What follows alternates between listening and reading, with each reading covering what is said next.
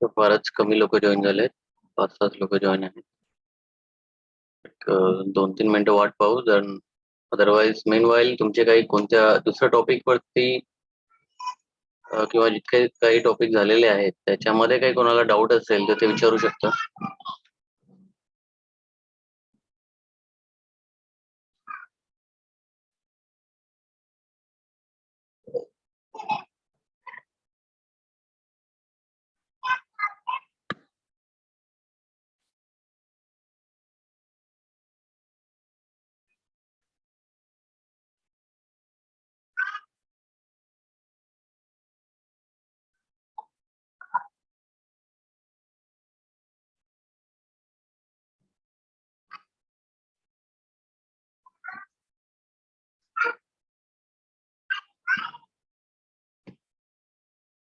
Okay, so anyways 10 student join आहेत total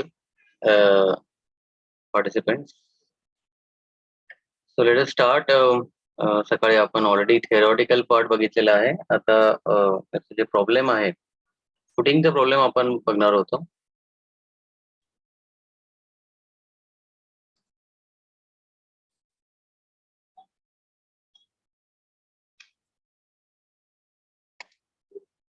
So problem आहे design a rectangular isolated footing of uniform thickness for RC column bearing a vertical load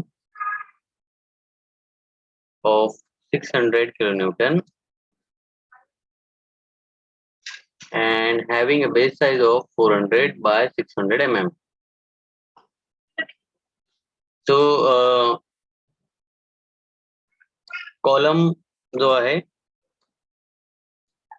या कॉलमचं जे load आहे तर ते load दिलेलं आहे याच्यामध्ये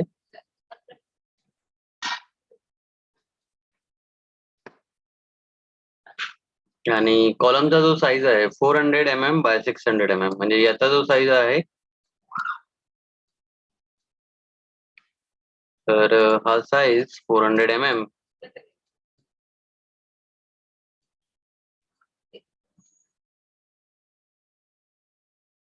आणि दुसऱ्या डायरेक्शन मध्ये समजा 600 mm.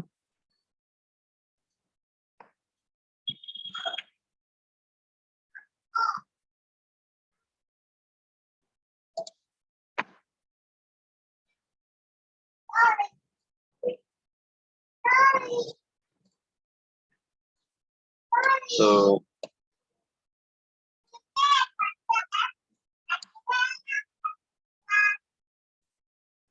या प्रकारचं आयसोलेटेड फुटिंग राहतो. Shape bearing capacity of the soil may be taken as 120 kilonewton per meter square. So shape bearing capacity SBC geotechnical मध्ये तुम्ही बघितलं असणार आहे की बेअरिंग कॅपॅसिटी किती आहे, सॉइलची बेअरिंग कॅपॅसिटी किती आहे तर 120 किलोन्यूटन पर मीटर स्क्वेअर. याचा लोड दिलेला आहे 600 किलोन्यूटन.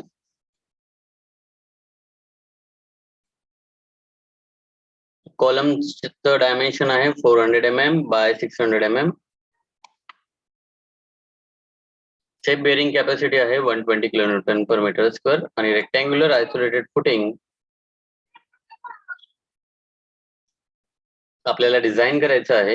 याच्यामध्ये M20 ग्रेड ऑफ कॉन्क्रीट आणि Fe415 ग्रेड ऑफ स्टील तर हे दिलेलं आहे. तो ग्रेड ऑफ कॉन्क्रीट कोणता आहे तर M20 आणि grade of steel Fe415. So rectangular isolated footing design करायचं आहे. 600 किलोन्यूटनचं लोड आहे, बेस डायमेन्शन आहे आणि आता याच्यावरून आपल्याला जसं M20 आणि Fe415 साठी एक्सी मॅक्स बाय डी चा जो रेशो आहे तर तो आहे 0.48. हे आपण याच्या आधी पण बघितलं होतं आणि RU जो आहे तो दॅट इज M20 साठी 2.76. So x max by D आणि हे RU हे जे पॅरामीटर आहे दोन्ही पॅरामीटर ग्रेड ऑफ कॉन्क्रीट आणि ग्रेड ऑफ स्टील वरती डिपेंड करतं. So x max by d 0.48 आणि RU इज 2.76. सो आता जो नेक्स्ट पार्ट आहे साइज ऑफ फुटिंग आपल्याला कॅल्क्युलेट करायचं आहे. सो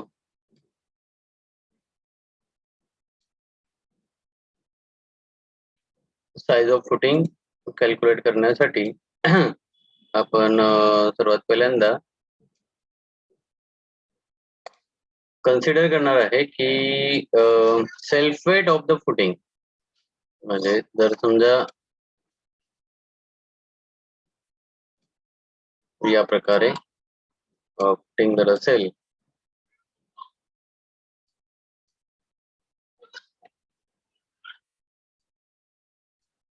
ग्राउंड लेवलच्या खाली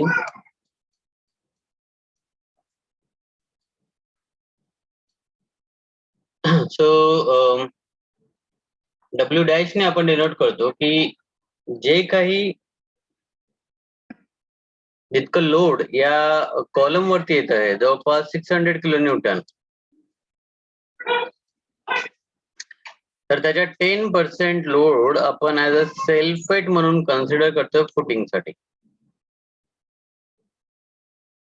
किती कन्सिडर करणार आहे 10%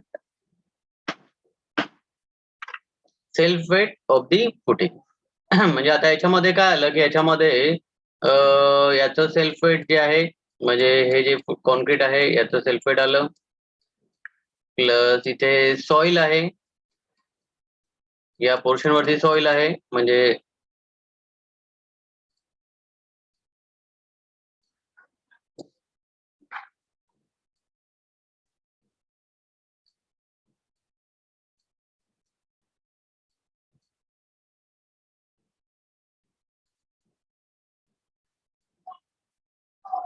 हा एवढा पोर्शन जो आहे तर आपण हा कन्सिडर करतोय सॉइलचा,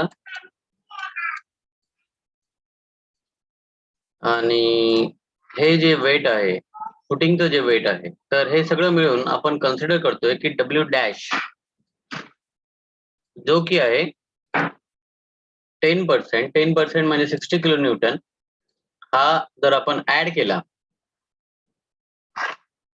हा जर टोटल ऍड केला आपण 600 प्लस 60 हा होतोय 660, आणि आपल्याला माहिती आहे stress is equals to load divided by area. So load divide by area आहे, याच्यामध्ये आपल्याला माहिती आहे की पी माहिती आहे आणि स्ट्रेस माहिती आहे. स्ट्रेस म्हणजे काय तर safe bearing capacity. Safe bearing capacity कशामध्ये आहे kilo newton per metre square, त्याला आपण म्हणू शकतो स्ट्रेस. आणि लोड ऑलरेडी आपण आता डेड लोड आपण अज्युम करून त्याच्यामध्ये टोटल लोड कन्सिडर करतोय, तर या फॉर्म्युल्यावरून आपण इझिली टोटल एरिया हे जे काही लोड दिलेलं आहे आणि कॉलमचं डायमेन्शन आहे त्याच्यावरून आपण कॅल्क्युलेट करू शकतो की फुटिंग साठी किती अप्रॉक्सिमेट किती एरिया लागेल. मग एरिया माहित पडला की आपल्याला माहिती आहे की हा रेक्टँग्युलर फुटिंग आहे, तर रेक्टँग्युलर फुटिंग असल्यामुळे लेंथ मल्टिप्लाइड बाय विड्थ, तर आपण एखादी लेंथ अजून जर केली किंवा इवन आपण लेंथ सुद्धा कॅल्क्युलेट करू शकतो.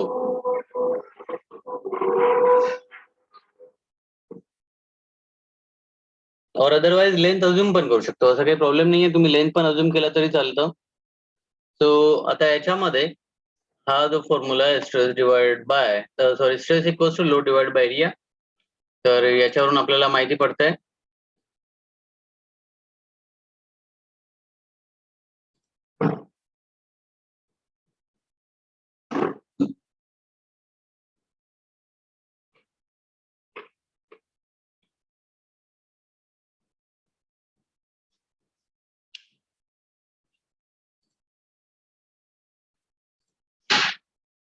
सो एरिया आपण कॅल्क्युलेट करतोय, area equals to p divide by stress. P आपल्याला 660 आलाय, स्ट्रेस 120, याच्यावरून 5.5 मीटर स्क्वेअर हा टोटल एरिया आपल्याला मिळतोय.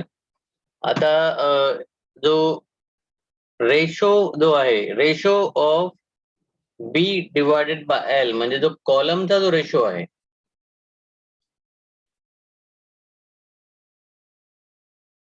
सो कॉलम मध्ये बी आहे 400, एल आहे 600, तर याचा जर रेशो आपण जर बघितला तर 2/3. तर हा रेशो मल्टिप्लाइड बाय सरळ सरळ एरिया माहिती आहे, एरिया इक्वल्स टू एक डायमेन्शन घेतला आपण बी इक्वल्स टू किती येईल म्हणजे ratio of b divide by l is 2/3. मग त्याच्यावरून आपण म्हणू शकतो की या रेशोवर म्हणू शकतो की बी किती असायला पाहिजे, तर b equals to 2/3 l. Area आपल्याला माहिती आहे, area equals to a width multiplied by its length म्हणजे b divide by l. B ची व्हॅल्यू जर आपण इथे पुटअप केली तर 2/3 एल आणि then l multiplied by l, तर दॅट इज इक्वल्स टू 5.5. त्याच्यावरून आपल्याला एल ची व्हॅल्यू मिळते. एल माहिती झाला, एकदाचा एल लेंथची व्हॅल्यू माहिती झाली तर आपण सरळ सरळ जे आहे बी ची व्हॅल्यू आपण तिथे देऊ शकतो. तर जवळपास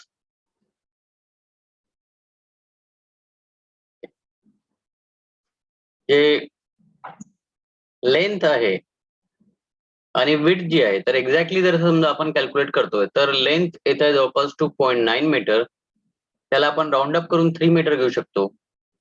विड्थ जी आहे 1.93 मीटर, त्याला आपण राऊंड अप करून 2 मीटर घेतो. तर अशी टोटल 2 मल्टिप्लाइड बाय 3 म्हणजे आपण एरिया जो आहे हा एरिया जास्तच एरिया घेतोय. आपल्याला किती लागतो एरिया आपल्याला लागतोय 5.5 मीटर स्क्वेअर. हा एरिया आपण कन्सिडर करतोय फुटिंगसाठी. आयसोलेटेड फुटिंगचा प्रॉब्लेम आहे. हे आयसोलेटेड फुटिंगसाठी आपण सर्वात पहिल्यांदा बघितलं की किती लोड येत आहे कॉलम वरती. कॉलमचं जे लोड आहे तर ते कॉलमचं लोड आणि त्याचा डायमेन्शन दिलेला आहे, त्याच्यावरून आपण कन्सिडर करतोय की जो रेशो राहील या कॉलमच्या डायमेन्शन वरूनच आपण फुटिंगच्या डायमेन्शनचा रेशो आपण कन्सिडर करतोय. जर stress equals to load divide by area वरून आपल्याला एरियाची व्हॅल्यू मिळते. एरिया आपल्याला एकदा मिळाला तर त्याच्यानंतर आपल्याला कन्सिडर करायचं आहे की रेशो वरून आपल्याला माहिती पडेल बी ची व्हॅल्यू किंवा एल ची व्हॅल्यू. तो बी ची व्हॅल्यू आपल्याला जर मिळाली तर तो आपण फॉर्म्युलामध्ये पुटअप केलं. जर रेक्टँग्युलर फॉर्म्युला असेल, रेक्टँग्युलर असल्यामुळे आपण बी मल्टिप्लाइड बाय एल केलं. स्क्वेअर जर असेल तर बी स्क्वेअर राहील किंवा एल स्क्वेअर राहील. आता याच्यामध्ये जवळपास लेंथ येत आहे 2.9 मीटर, त्याला आपण राऊंड अप केलं 3 मीटर आणि विड्थला राऊंड अप केलं 2 मीटर. तर हा जवळपास 3 मल्टिप्लाइड बाय 2 आणि नेट अपवर्ड प्रेशर किती डेव्हलप होत आहे. तर नेट अपवर्ड प्रेशर जर समजा त्याचा आपण फॉर्म्युला बघतोय तर net upward pressure that is equals to कॉलमचं load divided by area of the footing. So column load divided by area. So that is column load किती दिलेला आहे प्रॉब्लेम मध्ये 600 kilo Newton. So 600 divided by, आता हे kilo newton per metre स्क्वेअरच्या terms मध्ये येणार असल्यामुळे आपल्याला त्याला न्यूटन पर एम एम स्क्वेअर करण्याची आवश्यकता नाहीये. सो किलो न्यूटन आहे 600 किलो न्यूटन. त्याच्यानंतर एरिया आहे जवळपास 6 मीटर स्क्वेअर म्हणजे 3 मल्टिप्लाइड बाय 2. तर हे इथे जवळपास 100 kilo newton per metre square.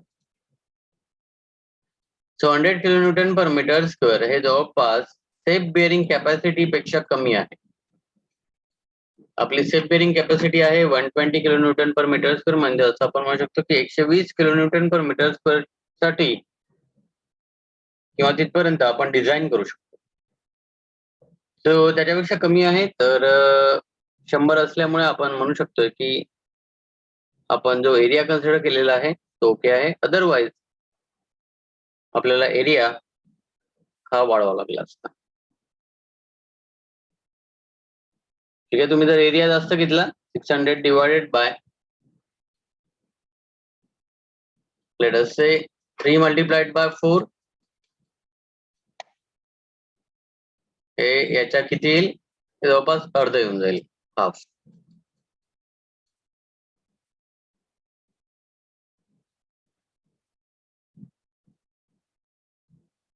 Suppose जर समजा तुम्ही 2 मल्टिप्लाइड बाय 2 घेतला असता. So instead of 2 multiplied by 3, consider 2 multiplied by 2. What is this value coming out to be? एकदा मला चॅट बॉक्स मध्ये सांगा किती व्हॅल्यू येत आहे.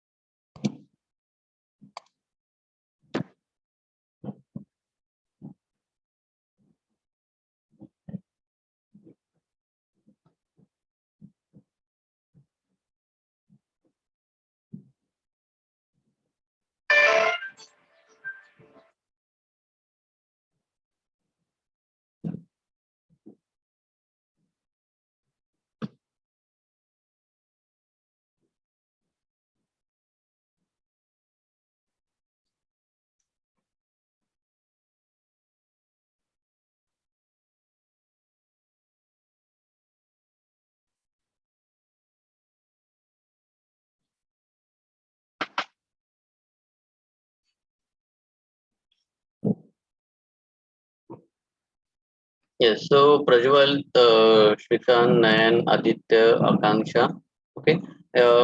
बरोबर व्हॅल्यू आलेली आहे जवळपास 150 kilo newton per metre square.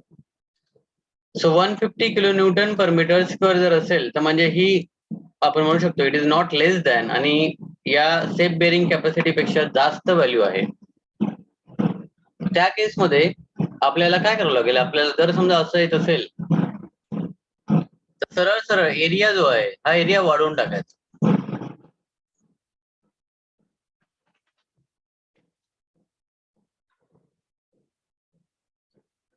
तो एरिया जर समजा तुम्ही वाढवला तर त्या केसमध्ये आपोआप सेफ बेरिंग कॅपॅसिटीच्या रेंजमध्ये येऊन जाईल. आणि तसं जर आलं तर मग त्या केसमध्ये आपण म्हणू शकतो की जो काही एरिया आपण कन्सिडर करतोय तर तो एरिया सेफ आहे, आणि त्याला घेऊन आपण पुढचे कॅल्क्युलेशन करू शकतो.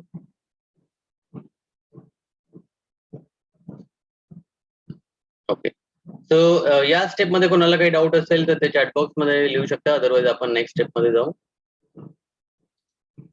इझी स्टेप आहे याच्यामध्ये, पण स्टील कोणाला काही डाऊट असेल तर विचारू शकता.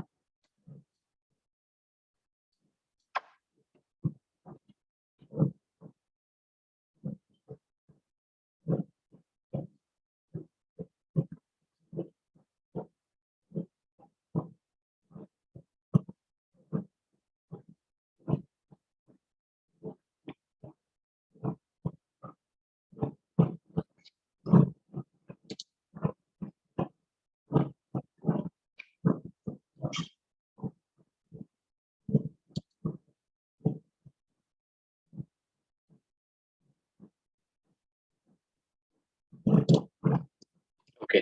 सो नेक्स्ट स्टेप कडे जाऊ आपण.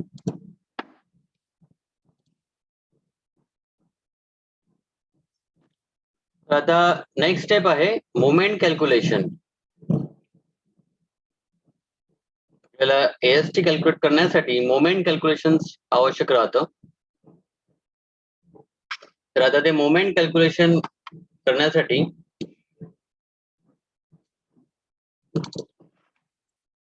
नेक्स्ट स्टेप कडे जातोय आपण. सो डिझाईन ऑफ सेक्शन, त्यालाच म्हणतात design on the basis of bending moment और बेंडिंग कॉम्प्रेशन.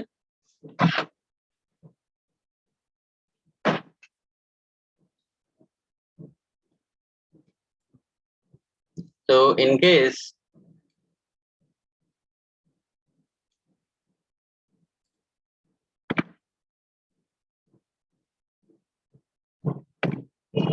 हा ए आणि इकडे B, A as a dimension of column आणि B as a dimension of column, तसाच एल हा आणि बी कॅपिटल मध्ये हे dimensions of footing. Okay, dimensions of footing. So small A आणि स्मॉल बी हे डायमेन्शन ऑफ कॉलम, त्याच्यानंतर कॅपिटल एल आणि कॅपिटल बी हे डायमेन्शन्स ऑफ फुटिंग. जर आपण असं कन्सिडर करतोय तर त्यावरून तर मोमेंट आपल्याला कॅल्क्युलेट करायची आहे, बेंडिंग मोमेंट. तो बेंडिंग मोमेंट आपण म्हटलेलं आहे M1 at section x x. हा सेक्शन एक्स एक्स कुठे आहे तर हा इथे सेक्शन एक्स एक्स जो आहे हा या पार्ट मध्ये आहे. यासाठी लागणारा किंवा जी मोमेंटची व्हॅल्यू आहे तर ती मोमेंटची व्हॅल्यू, त्याचा जो फॉर्म्युला राहील तर नेट अपवर्ड प्रेशर. ठीक आहे, नेट अपवर्ड प्रेशर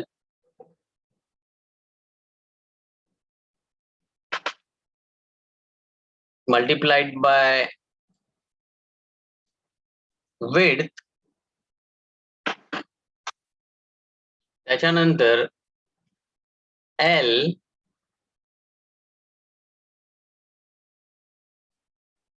मायनस ए म्हणजे हा टोटल एल मधून आपण कॉलमचं जे डायमेन्शन आहे तर ते डिडक्ट करतोय. कॉलमचं जे डायमेन्शन आहे याच्यामध्ये, तर l minus a, so P0 into b divide by 8 into l minus a square. तर जसं मोमेंटचं तुम्हाला माहिती आहे, फॉर्म्युला माहिती आहे, डब्ल्यू जर समजा आपण simply supported beam subjected to UDL करत असेल तर WL²/8, बस हा लक्षात घ्यायचा. आता इथे डब्ल्यू काय आहे, तर इथे डब्ल्यू हा P0 आहे. P0 म्हणजे नेट प्रेशर. एल, आता इथे जो एल राहील तर एलचं फक्त बायफर्केशन आहे बी मल्टिप्लाइड बाय एल मायनस ए. ठीक आहे. तर आता ऍक्च्युली किंवा तुम्ही सिम्पली WL²/8, तुम्हाला माहिती आहे WL²/8 मध्ये हा जो एल आहे, एलच्या ऐवजी इथे एल मायनस ए राहील.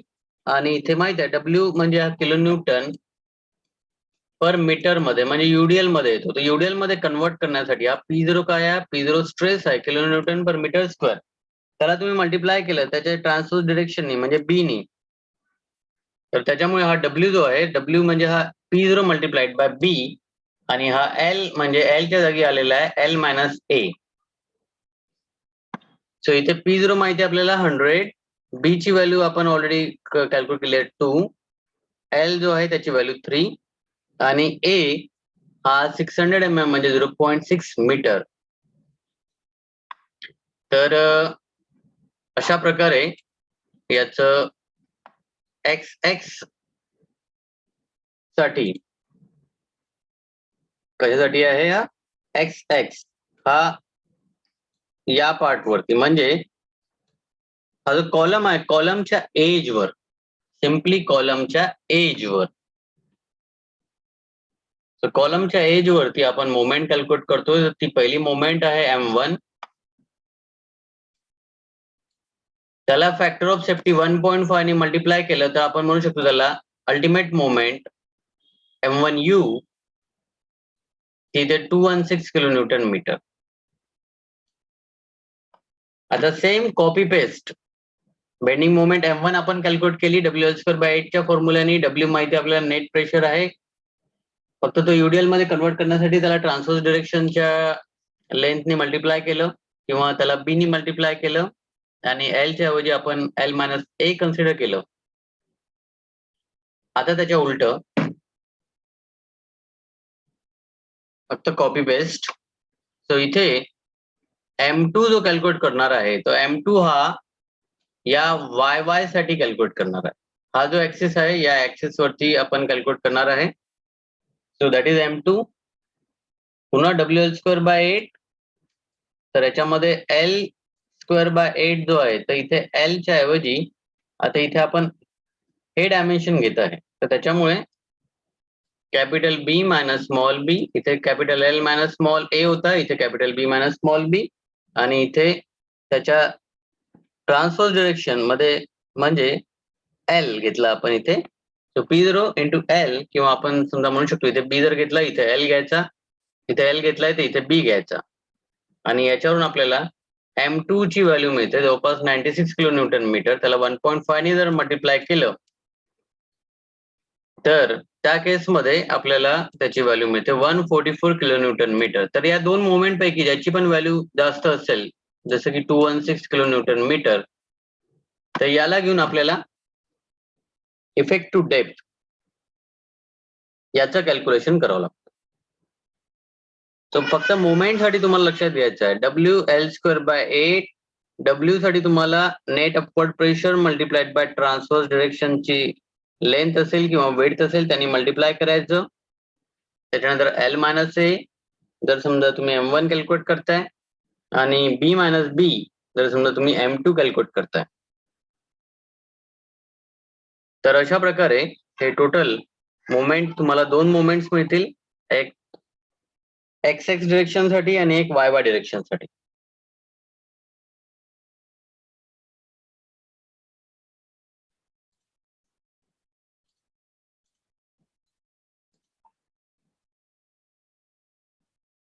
सो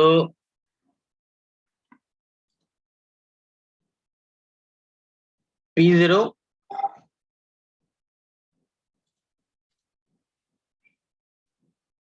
नेट अपवर्ड प्रेशर, त्याची व्हॅल्यू आलेली आहे 100. त्याला घेऊन आपण कॅल्क्युलेशन केलं M1 आणि M2. या मोमेंटला 1.5 ने मल्टिप्लाय केलं म्हणून आला तो ultimate moment 216 kilo newton metre, आणि इकडे 144 किलो न्यूटन मीटर. या दोघांपैकी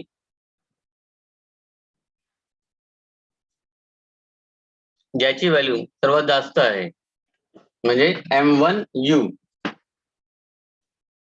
तर याला घेऊन आपण इफेक्टिव्ह डेप्थचं कॅल्क्युलेशन करणार आहे. तर इफेक्टिव्ह डेप्थ कॅल्क्युलेशन करण्यासाठी सिंपल फॉर्म्युला जो याच्या आधी आपण कॅल्क्युलेट केला होता बीम साठी. So D equals to square root of M divided by RUB.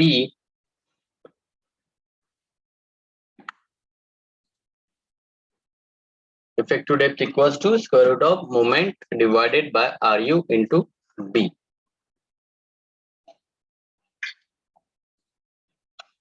तो इथे जर आपण D कॅल्क्युलेट करतोय, मोमेंट सर्वात जास्त 216 मल्टिप्लाइड बाय 10⁶, त्याला किलो न्यूटन मीटर वरून न्यूटन MM मध्ये कन्वर्ट केलं. त्याच्यानंतर 2.76 RU ची व्हॅल्यू आणि B ची व्हॅल्यू आहे 2000. तर या प्रकारे 200 mm हे इफेक्टिव्ह डेप्थ येतं. त्याच्यामध्ये 60 mm जर कव्हर ऍड केलं तर 260 mm हे ऍज अ डेप्थ म्हणजे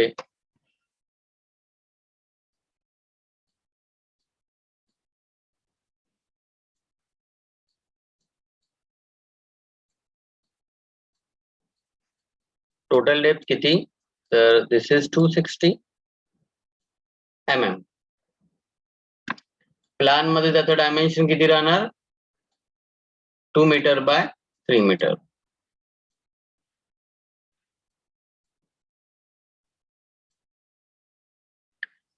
तर या प्रकारे आपल्याला डेप्थ एकदाची मिळाली.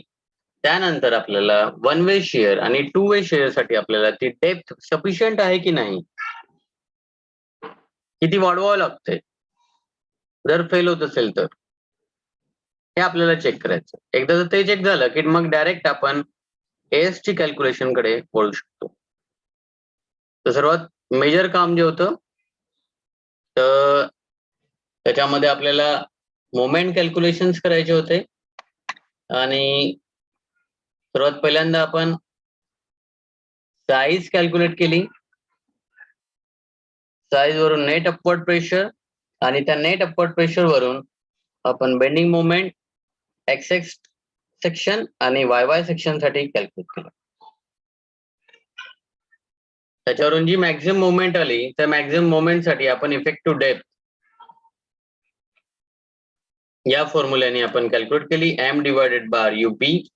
मोमेंट आहे 216 मल्टिप्लाइड बाय 10⁶ आणि RU ची व्हॅल्यू आपण ऑलरेडी स्टेप 1 मध्ये बघितली. आणि B ची व्हॅल्यू आपण त्याच्यामध्ये पुटअप केल्यानंतर इफेक्टिव्ह डेप्थ आपल्याला मिळाली. Okay, so we will stop here.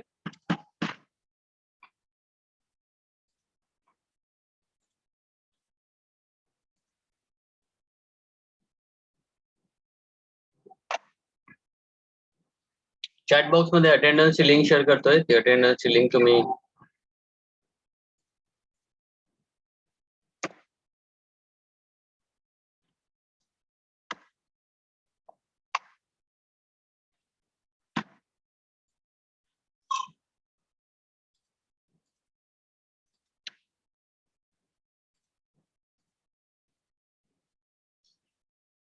Chat box मध्ये अटेंडन्सची लिंक शेअर केलेली आहे. मीनवाईल कोणाला काही डाऊट असेल तर ते विचारू शकता इथे. अदरवाईज एनी हाऊ आपण नेक्स्ट लेक्चर मध्ये डेफिनेटली त्याचं रिकॅप करतोच. सो ज्यांची अटेंडन्स लागली असेल ते लिव्ह करू शकता. थँक्यू.